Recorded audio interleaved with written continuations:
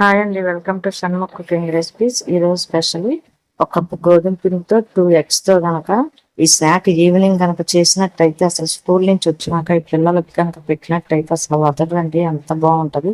చాలా ఈజీగా చేసుకోవచ్చు. దీన్ని ఏ విధంగా చేసుకోవాలో, దీనికి కావాల్సిన పదార్థాలు ఏంటో చెప్తాను, ఆ విధంగా చేయండి. ఇది నచ్చినట్టయితే లైక్ చేయండి, షేర్ చేయండి, సబ్స్క్రైబ్ చేయండి. ఒక ప్లేట్ తీసుకొని అందులో ఒక కప్పు గోధుమ పిండి తీసుకోవాలండి. అలాగే తగినంత సాల్ట్ వేసుకోవాలన్నమాట. వేసుకున్న తర్వాత అందులో కొద్దిగా ఆయిల్ వేసుకొని కొంచెం నీళ్లు పోసుకొని కొద్దిగా బాగా కలుపుకోవాలండి. ఈ విధంగా కలిపేసుకోవాలన్నమాట. ముద్దలాగా మనం చపాతీ ఎలా కలుపుకుంటామో ఆ విధంగా చేసుకోవాలన్నమాట. ఈ విధంగా చేసుకొని వేరేగా మనము దీనికి వేరే బౌల్లో పెట్టుకోవాలి. ఈ విధంగా పెట్టుకొని దీని మీద కొంచెం ఆయిల్ వేసుకోవాలండి. ఆయిల్ వేసుకొని దానిపైన రాసుకోవాలి. ఈ విధంగా రాసుకోవడం వల్ల కొంచెం మెత్తగా ఉంటుంది. ఈ విధంగా ఉన్నాక మూత పెట్టేసుకోవాలన్నమాట. ఈ విధంగా మూత పెట్టుకొని ఒక 10 minutes పక్కన పెట్టుకోవాలి.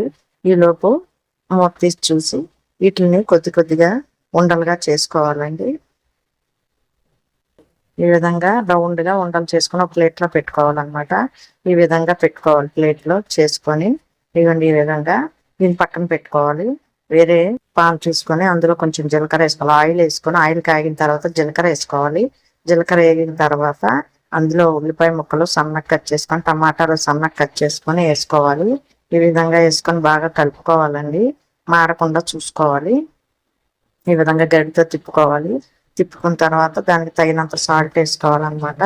కొద్దిగా సాల్ట్ వేసుకొని అలాగే పసుపు కూడా ఒక స్పూన్ వేసుకోవాలి. వేసుకున్న తర్వాత బాగా కలుపుకోవాలండి.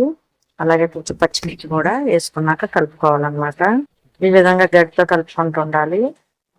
దగ్గర ఉండాలంటే ఉల్లిపాయ మాడకుండా చూసుకుంటూ ఉండాలన్నమాట. ఈ విధంగా కాసేపు కలుపుతూ ఉండాలి.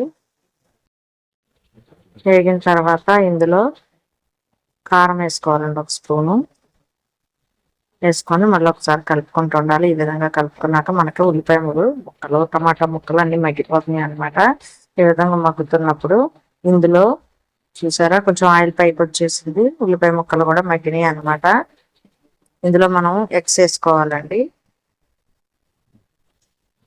ఈ విధంగా ఎగ్స్ని గిన్నెలో వేసుకొని ఈ విధంగా వేసుకోవాలి. వేసుకొని మనం వెంటనే గరిటెతో తిప్పాలన్నమాట. అంటే పెద్ద బొక్కలు కాకుండా చిన్న పీసెస్గా వచ్చే విధంగా ఈ విధంగా ముందరగానే మనం కలిపేసుకోవాలి. ఈ విధంగా కలుపుకోవాలండి. కలుపుకుంటే మనకు సన్న ముక్కలుగా ఉంటుంది అనమాట. ఈ కొడుకు పొడిచిన సన్న పీసెస్గా చేసుకోవాలి. ఈ విధంగా చేసుకోవాలండి. కాసేపు ఈ విధంగా కలుపుకున్న తర్వాత అంతే, అయిపోయింది. దీంట్లో కొత్తిమీర జల్లేసుకుంటుంది. ఈ విధంగా చేసుకొని బాగా కలుపుకొని మనం వేరే ప్లేట్లో తీసుకొని అలాగే కొంచెం ఉల్లికాడలు కూడా ఉంటే వేసుకోవచ్చు, బాగుంటుంది. ఈ విధంగా అయిపోయిందండి. దీన్ని తీసుకొని వేరే ప్లేట్లోకి తీసుకోవాలన్నమాట. ఈ విధంగా తీసుకొని పక్కన పెట్టుకోవాలి. అలాగే మనం ఉండలు చేసుకున్నాం కదండి, దాన్ని మనం కొంచెం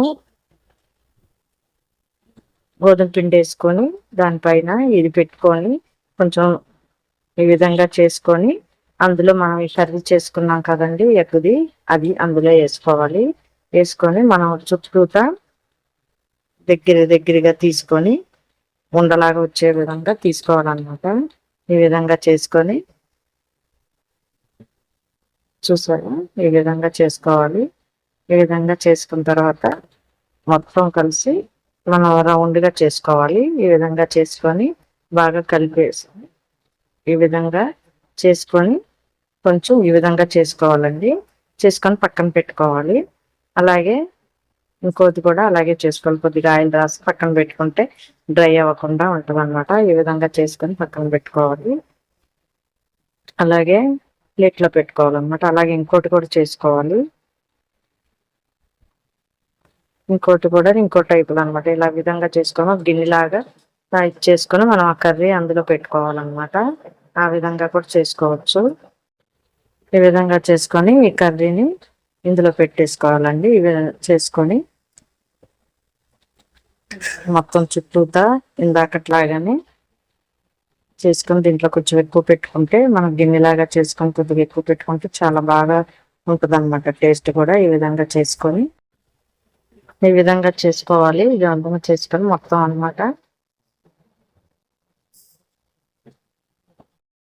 ఈ విధంగా పెట్టేసుకోవాలండి. దీన్ని మళ్ళీ ఒకసారి రౌండ్ గా చేసేసి కొంచెం లైట్ గా ప్రెస్ చేసినట్టయితే ఈ విధంగా చేసుకొని పక్కన పెట్టుకోవాలి. ఇలా అన్ని చేసేసుకోవాలండి. దీనిపైన నువ్వులు జల్లుకోవాలన్నమాట. నువ్వులు జల్లుకొని చేసుకున్నట్లయితే చాలా టేస్టీగా ఉంటుంది. ఈ విధంగా అన్నిటికీ నువ్వులు జల్లుకోవాలన్నమాట.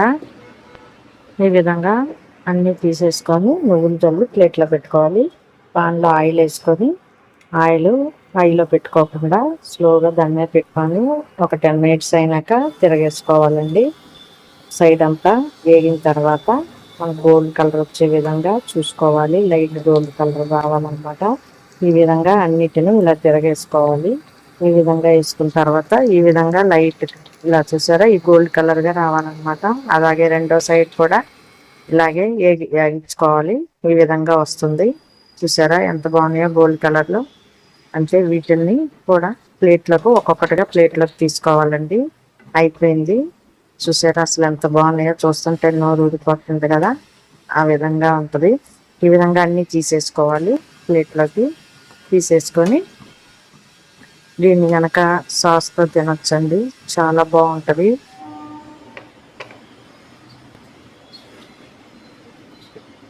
చూడండి అసలు ఎంత బాగుందో. ఈ సాస్తో తింటే చాలా చాలా బాగుంటుంది అనమాట. చూడండి గోల్డ్ కలర్ గా వచ్చి ఎంత బాగున్నాయో. పెద్దోళ్ళు కానీ చిన్న పిల్లలు కానీ అసలు చాలా బాగుంటుంది. ఇది ఈవినింగ్ స్నాక్ అయితే చాలా చాలా బాగుంటుంది. పిల్లలకి లంచ్ బాక్స్ లో కూడా పెట్టచ్చు. చాలా ఇష్టంగా తింటారు అనమాట. మీరు ఆ విధంగా చేసుకోండి. ఎంతసేపు పట్టదండి, ఈజీగా అయిపోద్ది అనమాట. ఇది కనుక మీకు నచ్చినట్టయితే లైక్ చేయండి, షేర్ చేయండి, సబ్స్క్రైబ్. చూడండి ఒకటి తీసి చూద్దాము. అసలు చాలా బాగుంటుంది అనమాట. సాఫ్ట్ గా మెత్తగా తింటుంటే అలా వెళ్ళిపోద్ది అనమాట. అంత టేస్ట్ గా ఉంటది. ఈ సాస్ లో కనుక నంచుకొని తిన్నట్టయితే చాలా చాలా బాగుంటది అనమాట. ఆ విధంగా చేసుకొని తినండి. చూడండి అసలు ఎంత బాగుందో.